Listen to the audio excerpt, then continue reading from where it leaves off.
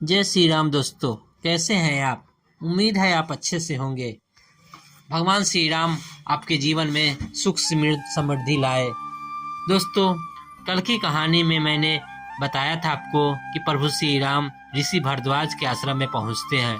इसके बाद आगे की कहानी चित्रकूट की यात्रा प्रभु श्री राम, लक्ष्मण और सीता कैसे तय करते हैं वो मैं बताने जा रहा हूँ। कृपया ध्यान से सुनिएगा।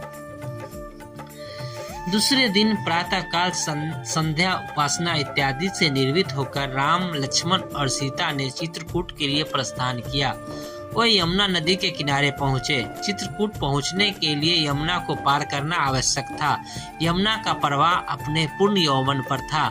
उसमें गंभीर जलधारा अति वेग के साथ प्रवाहित हुए जा रही थी। यमुना के इस प्रचंड प्रवाह को देखकर सीता आतंकित हो उठी। वह विचार करने लगी कि इस वेगवान जलधारा को भला मैं कैसे पार कर सकूंगी।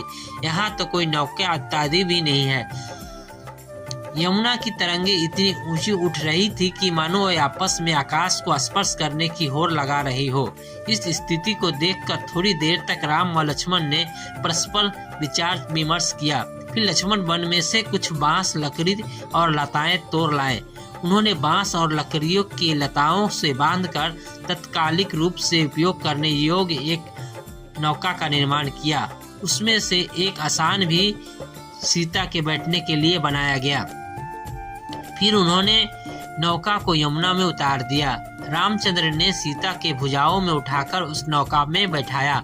अपने तथा लक्ष्मण के वक्कालों को भी नौका में रख दिया। तत्पश्चात दोनों भाइयों ने तैरते हुए नाव को आगे धकेलना आरंभ किया। नाव मझधार में पहुंचकर वेगवती लहरों के झकोरों के कारण ऊपर नीचे होने लगी। इस स्थिति में जानकी आकाश की ओर देखकर परमात्मा से प्रार्थना करने लगी, हे ईश्वर, हमें कुशलता पूर्वक पार पहुंचा दो। मैं यह व्रत लेती हूँ कि वनवास की अवधि समाप्त करके लौटने पर मैं यहाँ यज्ञ करूंगी। कुछ ही काल में समस्त बाधाओं को पार करती हुई नौका यमुना के दूसरे तट पर पहुंच गई।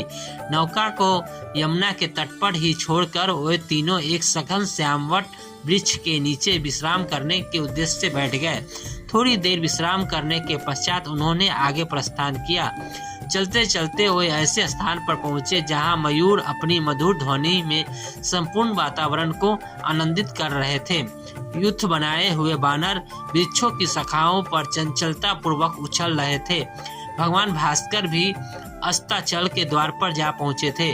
लालिमा से युक्त सूर्य की रक्तिम किरणें पर्वतों की चोटियों को स्वर्णमय बना रहे थे। कुछ ही काल में सूर्यदेव ने अपनी किरणों को समेट लिया था। चारों ओर अंधकार व्याप्त होने लगी। सीता तथा लक्ष्मण की सहमति प्राप्त कर राम ने वहीं विश्राम करने का निर्णय किया।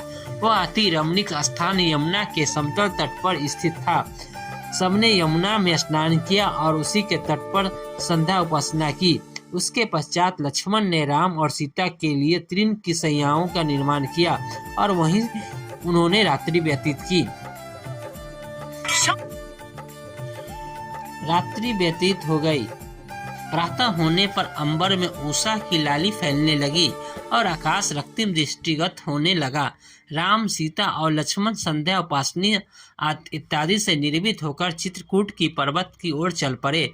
जब दूर से चित्रकूट की गगनचुंबी शिखर दिखाई देने लगा तो राम सीता से बोले, हे मृगलोचनी, तनिक जलते हुए अंगारों की भांति पलाश के इन पुष्पों को देखो जो संपूर्ण वन को शोभायान कर रहे हैं।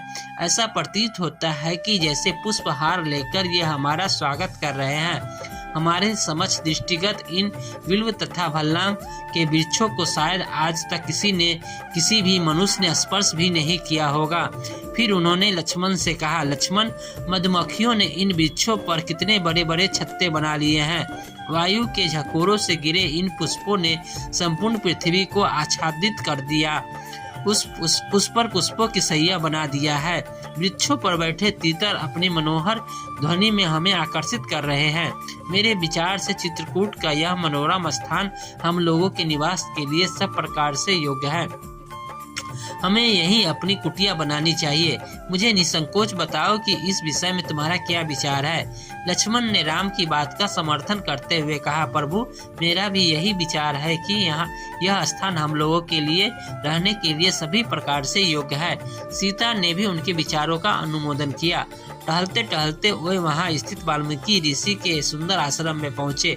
राम ने उनका अभिवादन किया और अपना परिचय देते हुए बताया कि हम लोग पिता की आज्ञा से वन में 14 वर्ष की अवधि व्यतीत करने के लिए आए हैं। महर्षि वाल्मीकि ने उनका स्वागत करते हुए कहा, हे दशरथ नंदन, तुमने दर्शन देकर मुझे कृतार्थ कर दिया है। जब तक मेरी इच्छा हो तुम इस आश्रम में निवास कर सकते हो। तुम वनवास की पूरी अवधि यहीं रहकर व्यतीत कर सकते हो, क्योंकि यह स्थान सर्वथा तुम्हारे योग्य है। अतिथि के लिए आभार प्रकट करते हुए राम ने ऋषि वाल्मीकि से कहा, निस्संदेह यह सुरमय वन मुझे सीता और लक्ष्मण तीनों को ही पसंद है, किंतु यहाँ निवास करके मैं आपकी तपस्या में किसी प्रकार का विघ्न उत्पन्न नहीं करना चाहता।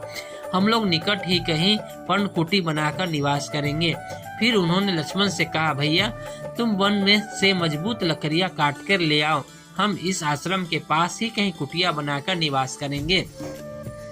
रामचंद्र का आदेश पाकर लक्ष्मण तत्काल वन से लकड़ियां काटकर ले आए और उनसे एक सुंदर तथा कलात्मक कुटिया बना डाली। सुविधा युक्त सुंदर और कलापूर्ण कुटिया के निर्माण के लिए राम ने लक्ष्मण की भूरी भूरी प्रशंसा की। फिर उन्होंने सीता के साथ गिरि प्रवेश किया और कुटिया में प्रवेश किया। कुटिया के समीप ही चित्रकूट पर्वत को स्पर्श करती हुई माल्यावती नदी प्रवाहित हो रही थी। सरिता के दोनों ओर पर्वत मालाओं की अत्यंत नयनाभिराम श्रेणियां थी। सुंदर मनोमुग्धकारी प्राकृतिक दृश्य ने कुछ समय के लिए राम और सीता के अयोध्या त्यागने के दुख को भुला दिया। भांति भांति के पक्षियों की मनोहारी स्वर लहरियों को सुनकर, अनेकों रंग के पुष्पों से आच्छादित लताओं बिटपों को देखकर सीता को प्रतीत हुआ कि इस निर्जन वन में वह राजमहल से भी अधिक सुखी है। ये थी आज की कहानी। आशा है आपको पसंद आई होगी। जय श्री राम। धन्यवाद।